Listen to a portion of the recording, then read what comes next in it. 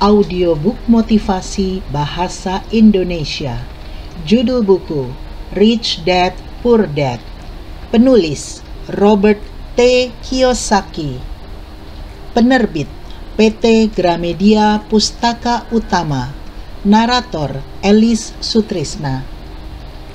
Apa yang diajarkan orang kaya kepada anak-anak mereka tentang uang yang tidak diajarkan oleh orang miskin dan kelas menengah? Pelajaran ke-1.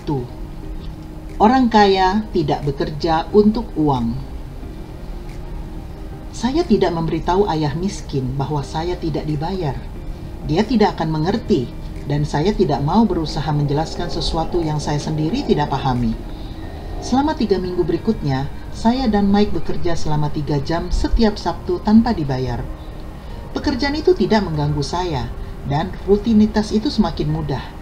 Tapi yang mengganggu saya adalah hilangnya kesempatan bermain bisbol, dan saya tidak mampu membeli buku komik.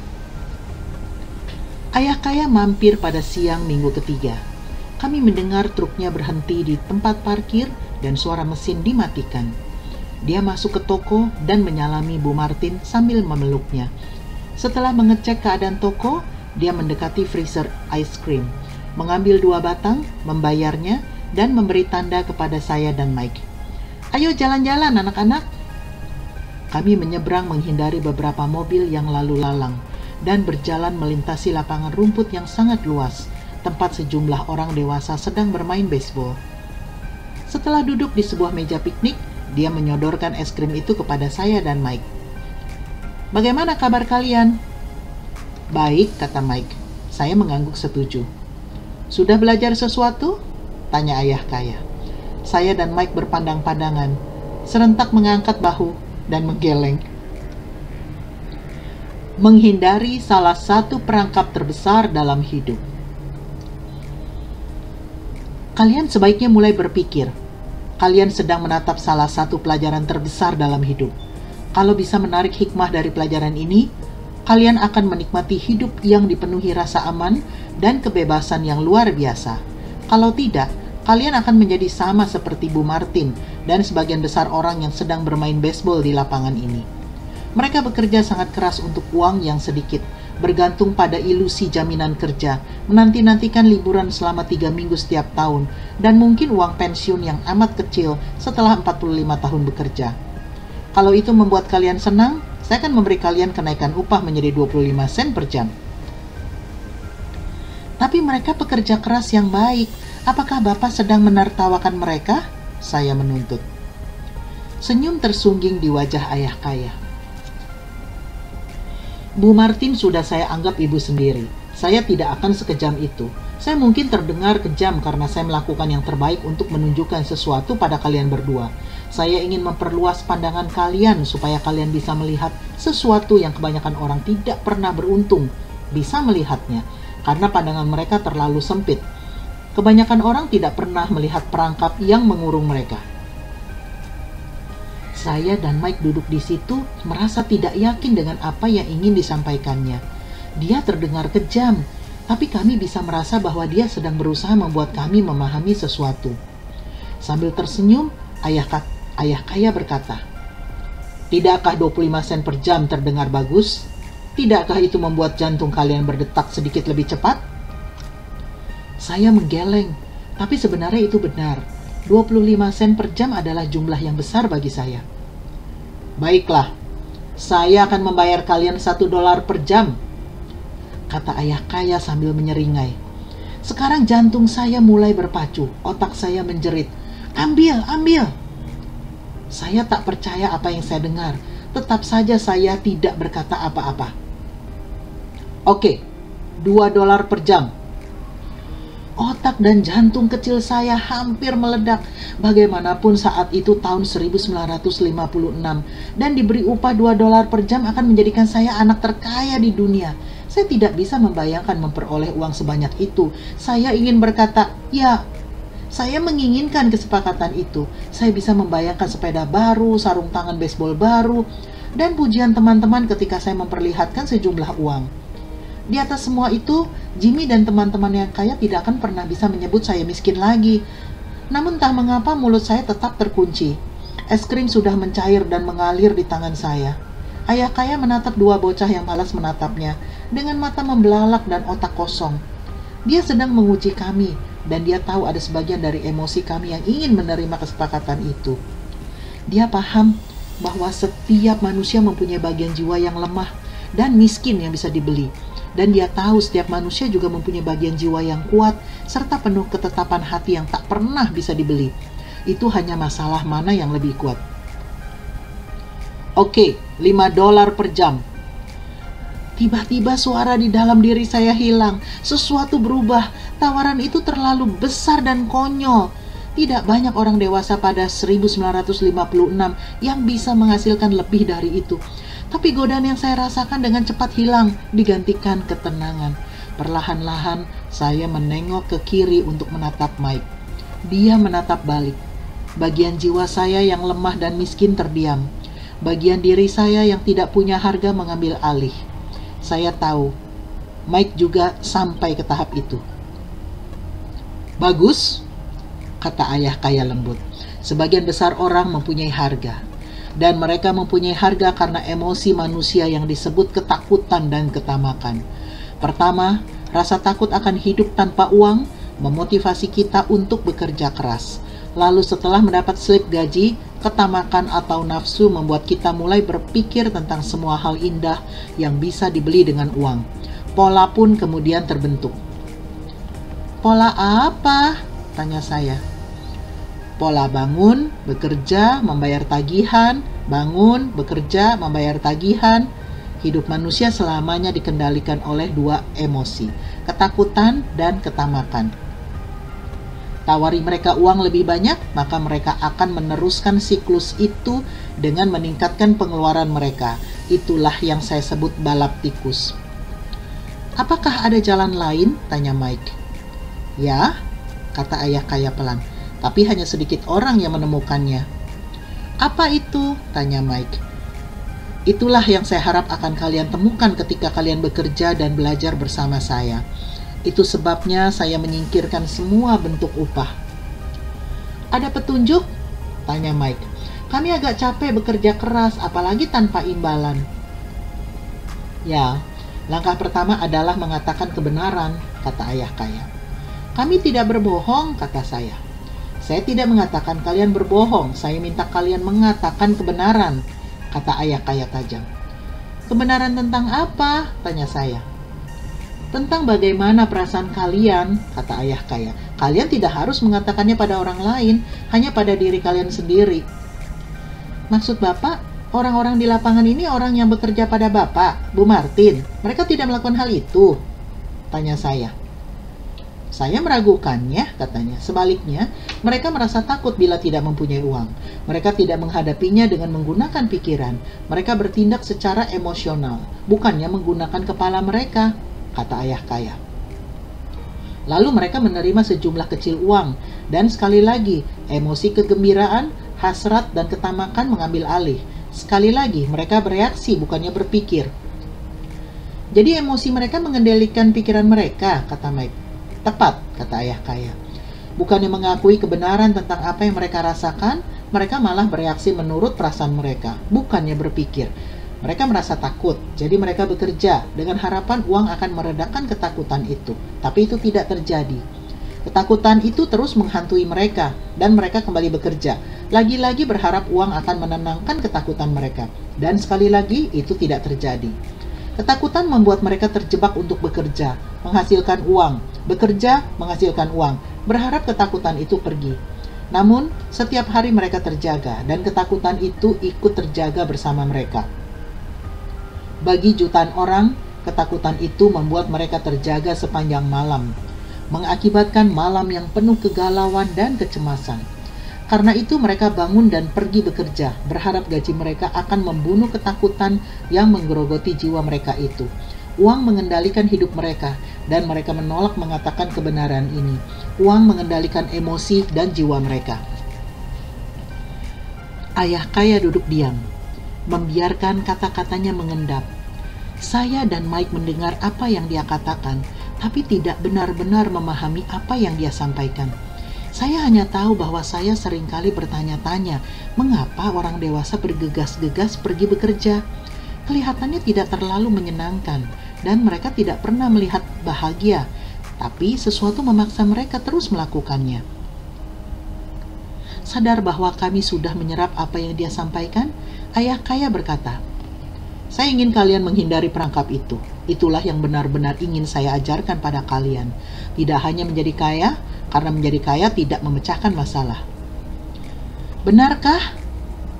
tanya saya kaget. "Ya, kekayaan tidak memecahkan masalah. Mari saya jelaskan emosi yang satunya lagi. Hasrat. Sejumlah orang menyebutnya ketamakan, tapi saya lebih senang menyebutnya hasrat. Sangatlah wajar bila orang menginginkan sesuatu yang lebih baik, lebih indah, lebih menyenangkan atau menarik. Jadi, orang bekerja untuk uang juga karena hasrat. Mereka menginginkan uang untuk kesenangan dan mereka pikir bisa membeli mereka. Tapi, kesenangan yang dibawa oleh uang seringkali tidak lama, dan mereka pun segera menginginkan uang lebih banyak untuk mendapatkan kesenangan lebih banyak, kenikmatan lebih banyak, kenyamanan lebih banyak, dan rasa terjamin lebih banyak. Jadi mereka terus bekerja, mengira bahwa uang akan menenangkan jiwa mereka yang gundah akibat ketakutan dan hasrat, tapi uang tidak bisa melakukannya. Apa orang kaya juga begitu? Termasuk orang kaya. Kenyataannya, alasan banyak orang kaya itu kaya bukanlah hasrat, tapi rasa takut. Mereka meyakini bahwa uang bisa menyingkirkan rasa takut miskin. Jadi mereka menimbun bertonton uang hanya untuk mendapati bahwa ketakutan itu semakin parah. Mereka sekarang takut kehilangan uang. Ada beberapa teman saya yang tetap bekerja sekalipun mereka mempunyai uang berlimpah. Saya kenal orang yang mempunyai uang jutaan dolar menjadi lebih takut daripada ketika mereka miskin. Mereka takut kehilangan semua itu. Ketakutan yang mendorong mereka untuk menjadi kaya semakin memburuk. Bagian jiwa mereka yang lemah dan miskin benar-benar menjerit lebih keras. Mereka tidak ingin kehilangan rumah besar, mobil, dan kehidupan kelas atas yang mereka dapatkan dari uang. Mereka mengkhawatirkan apa yang akan dilakukan oleh teman-teman mereka jika mereka kehilangan semua uang mereka. Banyak yang merasa putus asa dan merana secara emosi meskipun mereka terlihat kaya serta punya lebih banyak uang. "Kalau begitu, orang miskin lebih bahagia?" tanya saya. "Tidak, saya kira tidak," jawab ayah kaya. "Menghindari uang itu sama gilanya seperti terikat pada uang." Seakan sudah direncanakan, seorang gelandangan berjalan melewati meja kami. Berhenti di depan tong sampah besar dan mengaduk-ngaduknya. Kami bertiga mengamatinya dengan ketertarikan besar. Padahal sebelumnya, kami mungkin akan mengabaikannya begitu saja. Ayah kaya mengeluarkan $1 dari dompet dan memberi isyarat pada pria tua itu. Melihat uang itu, sang gelandangan segera mendekat, mengambilnya, berterima kasih sebesar-besarnya kepada ayah kaya, dan bergegas pergi. Merasa sangat senang atas nasib baiknya. "Dia jauh tidak berbeda dengan kebanyakan karyawan saya," kata ayah kaya. "Saya telah bertemu dengan begitu banyak orang yang berkata, 'Oh, saya tidak tertarik dengan uang.' Tapi mereka bekerja di suatu tempat selama 8 jam setiap hari. Itu menyangkal kebenaran. Kalau mereka tidak tertarik dengan uang, mengapa mereka bekerja? Pemikiran semacam itu mungkin lebih gila ketimbang seseorang yang menimbun uang." Sambil duduk mendengarkan ayah kaya, pikiran saya melayang ke perkataan ayah saya sendiri yang sudah disampaikannya secara tak terhitung kali. "Saya tidak tertarik dengan uang." Dia sering mengatakannya. Dia juga membohongi diri dengan selalu berkata, "Saya bekerja karena saya mencintai pekerjaan saya." "Jadi apa yang mesti kami lakukan?" tanya saya. "Tidak bekerja untuk uang sampai semua jejak ketakutan dan ketamakan menyingkir?" "Tidak, itu akan membuang-buang waktu," kata ayah kaya. "Emosi adalah hal yang menjadikan kita manusiawi. Kata emosi berarti energi dalam mosi atau gerakan. Bersikaplah jujur tentang emosimu dan gunakan emosi serta pikiranmu untuk kepentinganmu, bukan untuk melawan dirimu." "Wah," seru Mike. "Jangan mengkhawatirkan apa yang baru saja saya katakan. Itu akan terasa lebih masuk akal beberapa tahun lagi. Cukup jadilah pengamat atas emosimu, jangan bereaksi.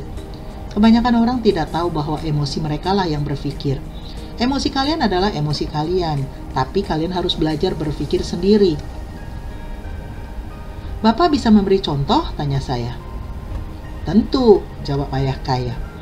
Ketika seseorang berkata, saya perlu mendapat pekerjaan, lebih besar kemungkinannya emosi yang sedang berpikir. Rasa takut tidak mempunyai uang menghasilkan pikiran itu.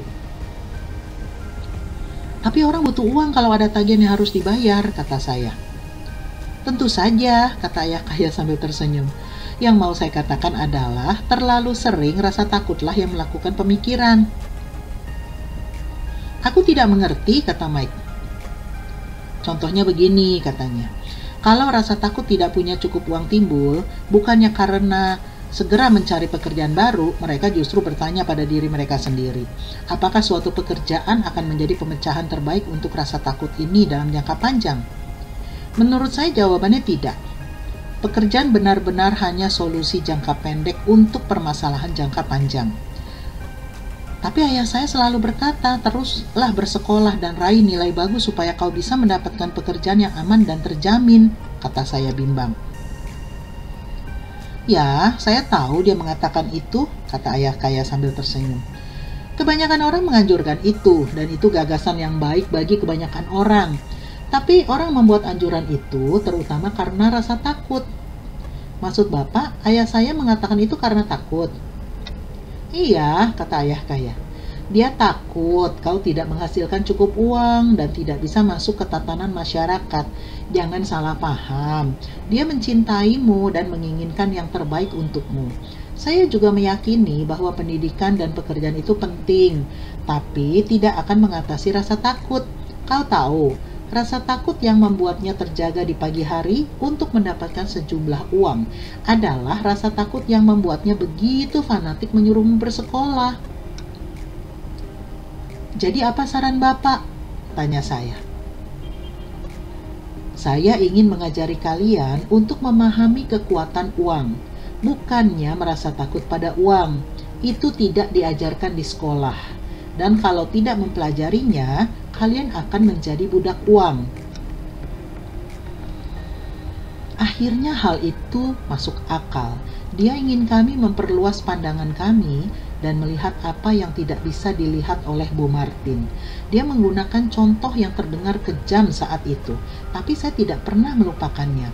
Hari itu visi saya diperluas, dan saya mulai melihat perangkap yang terbentang di depan sebagian besar orang. Kalian lihat, pada dasarnya kita semua adalah karyawan. Hanya saja kita bekerja pada tingkatan berbeda, kata ayah kaya. Saya hanya ingin kalian mempunyai kesempatan untuk menghindari perangkap yang disebabkan oleh kedua emosi itu, ketakutan dan keinginan. Gunakan keduanya untuk kepentingan kalian, bukan untuk melawan kalian. Itu yang ingin saya ajarkan pada kalian. Saya tidak tertarik sekedar mengajari kalian menghasilkan setumpuk uang. Itu tidak akan mengatasi ketakutan atau keinginan. Jika kalian tidak terlebih dahulu menyelesaikan masalah ketakutan dan keinginan ini, dan kalian menjadi kaya, kalian hanya akan menjadi budak dengan upah yang tinggi. Jadi bagaimana cara menghindari perangkap itu? Tanya saya. Penyebab utama kemiskinan atau masalah keuangan adalah ketakutan dan ketidaktahuan, bukan perekonomian, pemerintah, atau orang kaya. Ketakutan dan ketidaktahuan yang melekat pada diri itulah yang membuat orang terjebak. Jadi, kalian tetaplah bersekolah serta meraih gelar sarjana, dan saya akan mengajari kalian cara menjauhi perangkap itu. Sebagian teka-teki itu mulai terjawab. Ayah saya yang berpendidikan tinggi mempunyai pendidikan dan karir yang bagus, namun sekolah tidak pernah memberitahunya cara mengatasi uang atau ketakutannya. Menjadi jelas bahwa saya bisa mempelajari hal-hal yang berbeda dan penting dari kedua ayah saya. Ayah sudah bicara tentang rasa takut tidak punya uang. Bagaimana hasrat akan uang mempengaruhi pikiran kita? Tanya Mike. Bagaimana perasaan kalian ketika saya menguji kalian dengan kenaikan upah?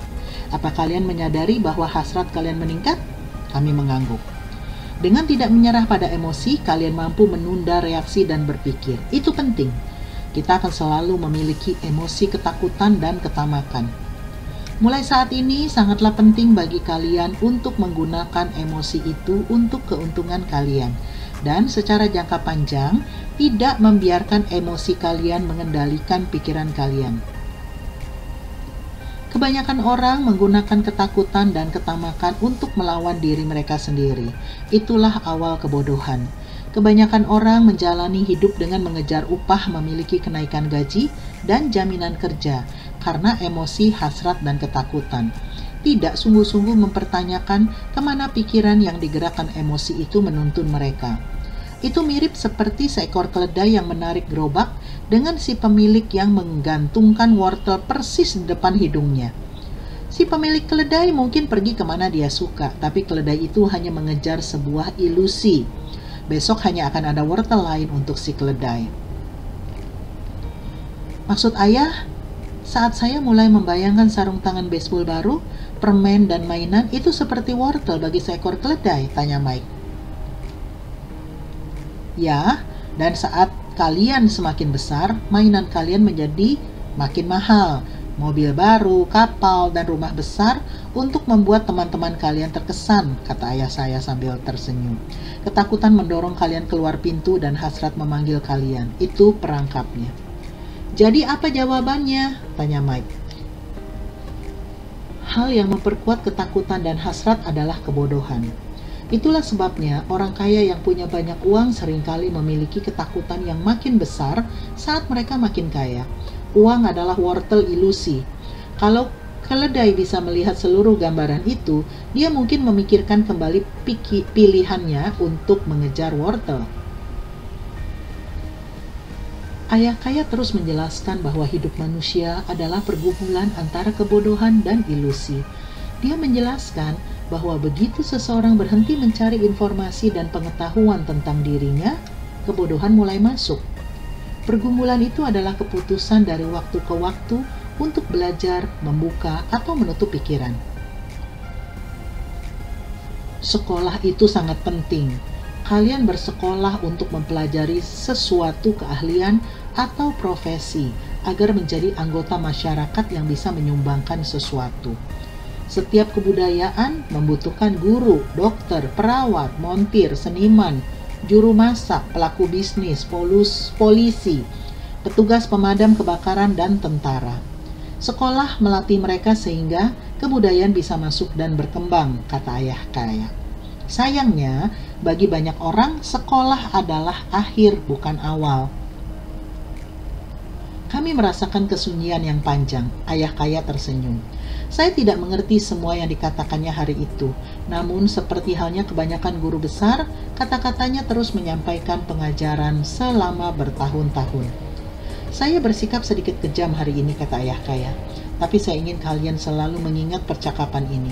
Saya ingin kalian selalu memikirkan Bu Martin.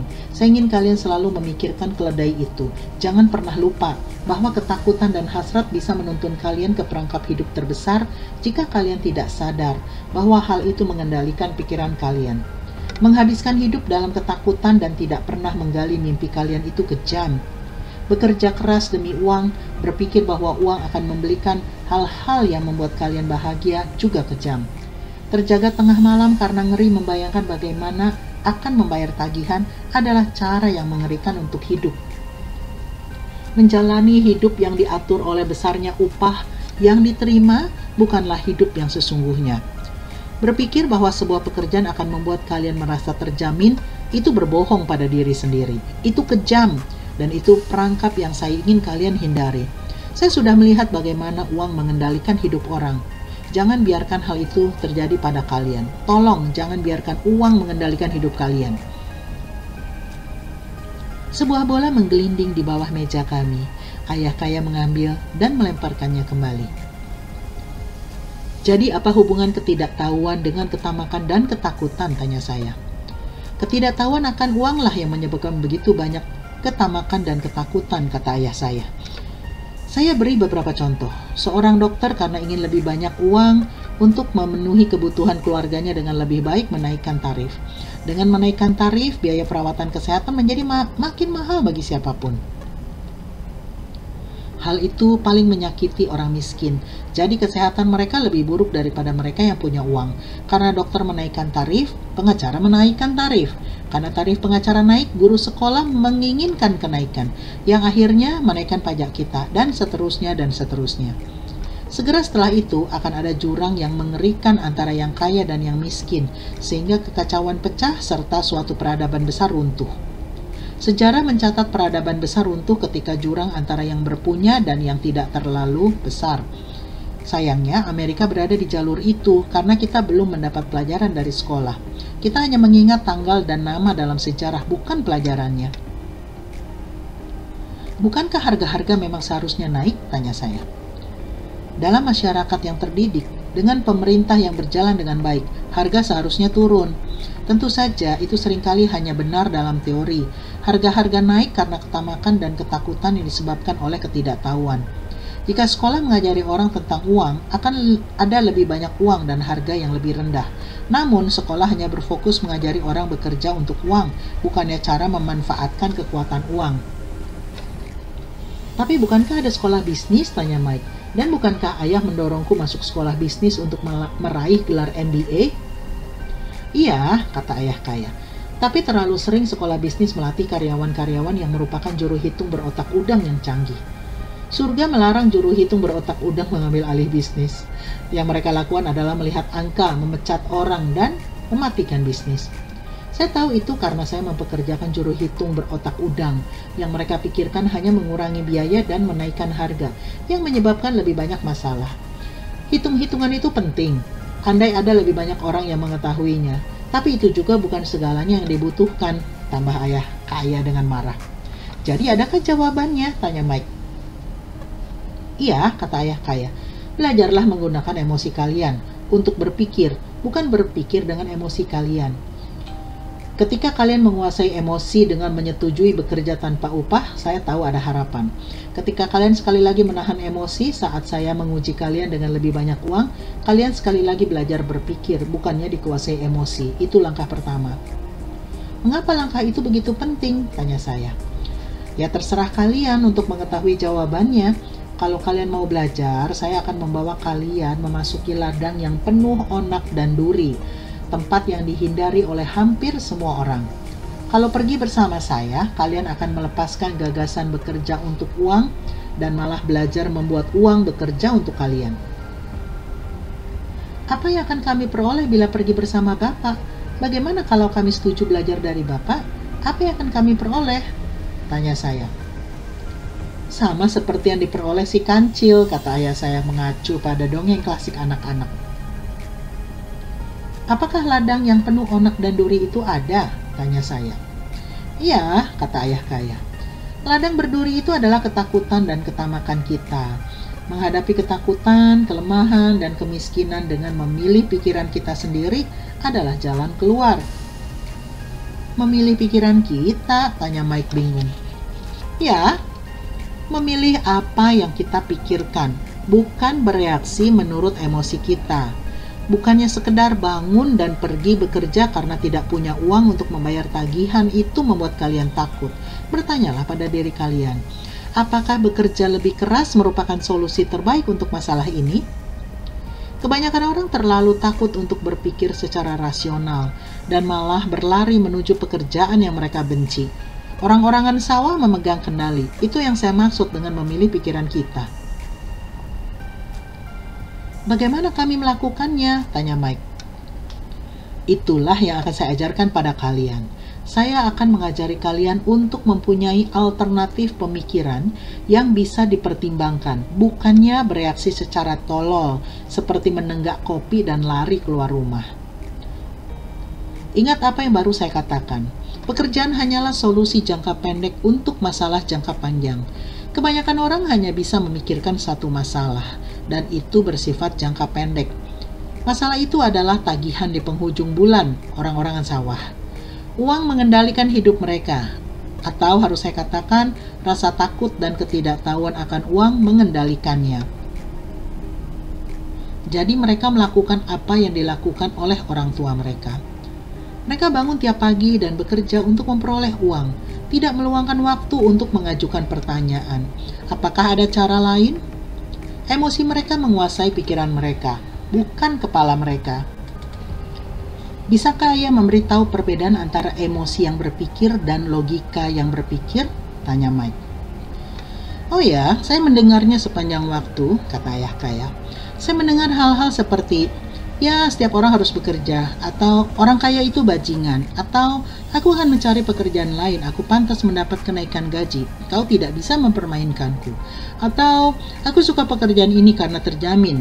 Tidak ada yang bertanya, apakah ada yang aku lewatkan? Yang akan mendobrak pikiran emosional itu serta memberi kalian waktu untuk berpikir secara jernih. Ketika kami kembali ke toko, ayah kaya menjelaskan bahwa orang kaya benar-benar menghasilkan uang. Mereka tidak bekerja untuk uang. Dia terus menjelaskan bahwa ketika saya dan Mike mencetak kepingan 5 sen dari timah, mengira kami sedang menghasilkan uang. Kami sudah sangat dekat dengan cara berpikir orang kaya. Masalahnya, bagi pemerintah dan bank, mencetak uang itu legal, sedangkan bagi kami ilegal. Dia memberitahu kami bahwa ada cara-cara yang legal untuk mencetak uang. Ayah kaya terus menjelaskan bahwa orang kaya tahu uang adalah ilusi. Tidak ada bedanya dengan wortel bagi seorang keledai. Hanya karena ketakutan dan ketamakanlah ilusi tentang uang digenggam oleh miliaran orang yang meyakini bahwa uang itu real, padahal tidak. Uang benar-benar adalah hasil ciptaan. Hanya karena ilusi keyakinan dan kebodohan massa, hal itu tetap dipegang. Dia bicara tentang standar emas yang diberlakukan di Amerika, dan bahwa setiap dolar sebenarnya sertifikat perak. Yang membuatnya prihatin adalah rumor bahwa suatu hari Amerika akan keluar dari standar emas dan uang dolar tak lagi ditopang oleh sesuatu yang kasat mata. Bila itu terjadi, anak-anak, kepanikan besar akan terjadi. Hidup orang miskin, kelas menengah, dan orang bodoh akan hancur semata karena mereka terus meyakini bahwa uang itu real dan bahwa perusahaan tempat mereka bekerja atau pemerintah akan mengurus mereka. Kami sama sekali tidak mengerti apa yang dia bicarakan hari itu, tapi seiring tahun berganti, hal itu menjadi makin masuk akal. Melihat apa yang dilewatkan oleh orang lain. Waktu naik ke truk pick-up di luar toko swalayannya, ayah kaya berkata, "Teruslah bekerja anak-anak, tapi semakin cepat kalian lupa bahwa kalian perlu upah, semakin mudahlah kehidupan kalian nantinya. Teruslah pakai otak kalian, bekerjalah secara cuma-cuma, maka pikiran kalian akan segera menunjukkan cara-cara menghasilkan uang yang jauh melampaui apa yang bisa saya bayarkan pada kalian. Kalian akan melihat hal-hal yang tidak pernah dilihat oleh orang lain. Kebanyakan orang tidak pernah melihat peluang itu karena mereka mencari uang dan jaminan. Jadi hanya itu yang mereka dapatkan. Begitu kalian melihat satu peluang, kalian akan melihatnya seumur hidup. Saat kalian melakukan hal itu, saya akan mengajari kalian hal lain. Pelajarilah ini, maka kalian akan terhindar dari salah satu perangkap hidup terbesar." Saya dan Mike mengemasi barang kami dari toko serta berpamitan pada Bu Martin. Kami kembali ke taman, duduk di bangku kayu yang sama, dan menghabiskan beberapa jam untuk berpikir serta bertukar pikiran. Kami juga menghabiskan minggu berikutnya di sekolah, berpikir dan bertukar pikiran. Selama 2 minggu lebih kami terus berpikir, bertukar pikiran, dan bekerja tanpa upah. Pada akhir Sabtu kedua, saya sekali lagi berpamitan pada Bu Martin dan memandangi rak buku komik dengan tatapan penuh kerinduan. Hal paling sulit dan tidak mendapat 30 sen setiap Sabtu adalah saya tidak punya uang sepeser pun untuk membeli buku komik. Tiba-tiba ketika Bu Martin mengucapkan salam perpisahan pada saya dan Mike, saya melihat dia melakukan sesuatu yang tidak pernah saya lihat sebelumnya. Bu Martin sedang menggunting separuh halaman depan buku komik. Dia menyimpan bagian atas sampul dan membuang sisanya ke kotak besar warna coklat.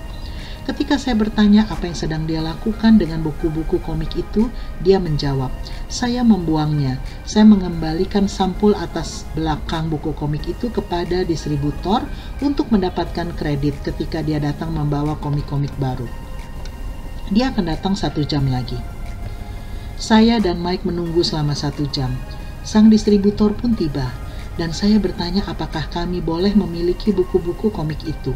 Yang membuat saya senang, dia menjawab, "Kalian bisa memilikinya kalau kalian bekerja di toko ini dan tidak menjualnya kembali." Ingat kemitraan bisnis kami? Saya dan Mike memulihkannya. Kami memanfaatkan ruangan bawah tanah rumah Mike dengan mulai menata ratusan komik di situ. Tak lama, perpustakaan buku komik kami dibuka untuk umum. Kami mempekerjakan adik perempuan Mike yang senang belajar sebagai kepala perpustakaan. Dia menarik 10 sen dari setiap anak sebagai biaya masuk perpustakaan yang buka dari 2.30 sampai 4.30 sore setiap hari setelah sekolah. Para pelanggan, anak-anak tetangga, bisa membaca buku komik sebanyak mereka bisa dalam 2 jam itu. Itu penawaran yang bagus bagi mereka karena harga buku komik 10 sen per eksemplar dan mereka bisa membaca 5 atau 6 buku dalam 2 jam. Adik Mike memeriksa setiap anak yang akan meninggalkan perpustakaan untuk memastikan mereka tidak membawa pulang buku komik. Dia juga merawat buku-buku itu, mencatat berapa anak yang datang setiap hari, siapa saja mereka, dan komentar yang mungkin mereka sampaikan. Saya dan Mike rata-rata mendapat $9,50 per minggu selama 3 bulan. Kami membayar adik Mike $1 seminggu dan mengizinkan dia membaca semua komik itu secara cuma-cuma, yang jarang dilakukannya karena dia selalu belajar. Saya dan Mike menjaga kesepakatan kami dengan bekerja di toko setiap Sabtu dan mengumpulkan komik dari toko lain. Kami memegang kesepakatan kami dengan sang distributor dengan tidak menjual 1 komik pun. Kami membakarnya bila komik itu sudah terlalu kumal dan rusak. Kami berusaha membuka cabang, tapi tidak pernah bisa menemukan orang yang bisa kami andalkan dan percayai seperti adik Mike. Pada usia belia, kami sudah mengetahui betapa sulitnya mendapatkan staf yang baik. 3 bulan setelah perpustakaan dibuka, terjadi perkelahian di ruangan itu. Beberapa pengacau dari wilayah lain memaksa masuk. Ayah Mike menyarankan kami menutup usaha itu. Bisnis buku komik kami pun tutup, dan kami berhenti bekerja pada hari Sabtu di toko swalayan itu. Namun ayah kaya senang karena ada hal-hal baru yang ingin diajarkannya kepada kami. Dia senang karena kami sudah mempelajari pelajaran pertama kami dengan amat baik. Kami belajar membuat uang bekerja untuk kami. Dengan tidak dibayar atas kerja kami di toko, kami dipaksa menggunakan imajinasi untuk mengidentifikasi peluang untuk menghasilkan uang. Dengan memulai bisnis sendiri, perpustakaan buku komik, kami memegang kendali atas keuangan kami, tidak tergantung pada majikan. Bagian terbaik adalah bisnis kami menghasilkan uang untuk kami, bahkan ketika kami tidak hadir secara fisik, uang kami bekerja untuk kami. Ayah kaya tidak membayar kami dengan uang, tapi memberi kami jauh lebih banyak. Terima kasih sudah menyimak audiobook Rich Dad Poor Dad. Silakan like dan komen audiobooknya ya. Juga silakan subscribe dan bunyikan loncengnya agar mendapat notifikasi apabila ada audiobook baru yang di-upload. Silakan share juga apabila dirasa bermanfaat ya teman-teman. Semoga audiobook ini bisa menjadi inspirasi, motivasi, ide, peluang, dan edukasi bagi masyarakat Indonesia di seluruh dunia. Sampai jumpa dalam audiobook kami yang lainnya.